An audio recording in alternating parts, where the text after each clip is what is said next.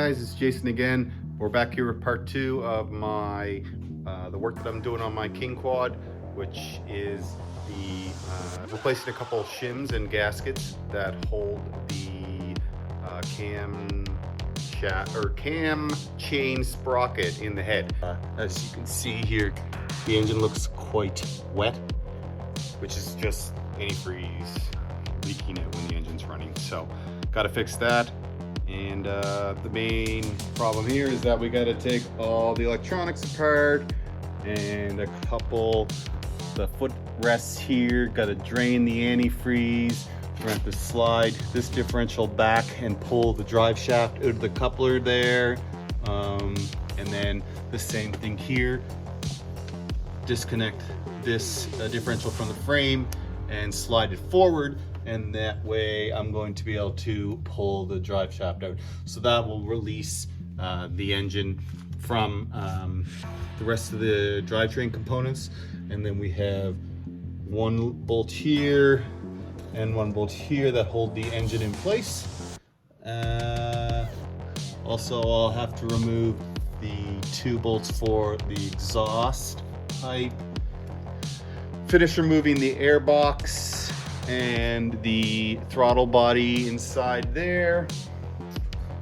And this exhaust pipe needs to come off. And then this front piece that attaches to the engine will need to come off. We'll need to disconnect all the vent hoses, the forward and after one, and the brake pedal cable, so then we can get the cable out from here. Excuse me. And then remove that bolt there and the other one in the front. And then we can try to muscle the engine out of the tiny space that exists between the frame rails there.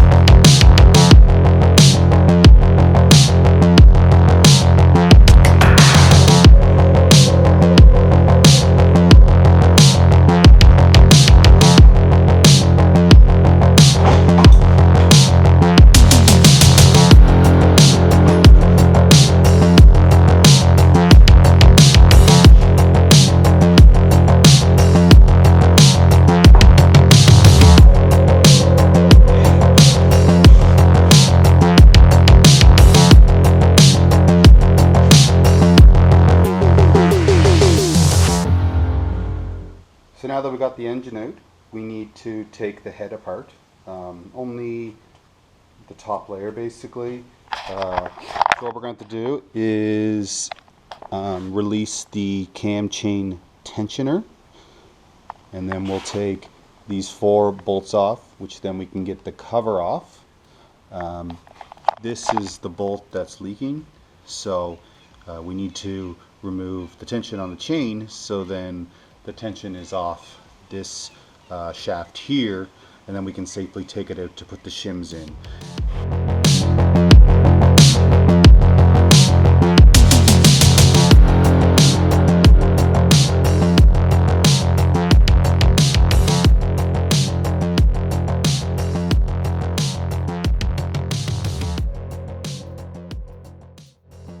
So this is what came out.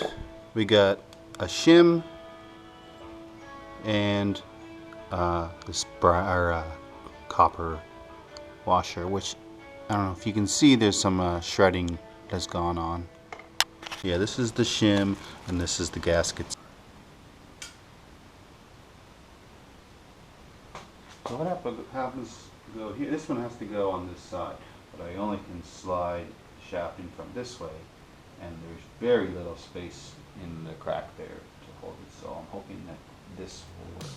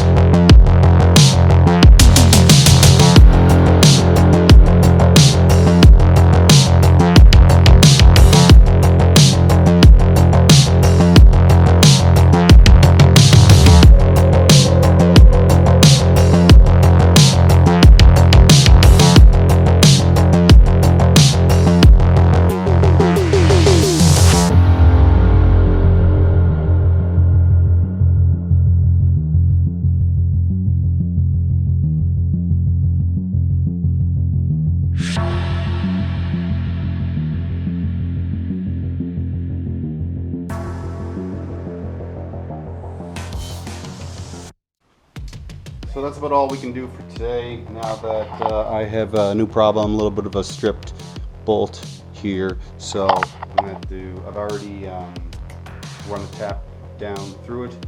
So now I just need to get the right bolt. I think I screwed it or tapped it to 5/16 with a 24 thread. So yeah, anyway, hope you enjoyed it. You'll be waiting for part 3 in a couple days.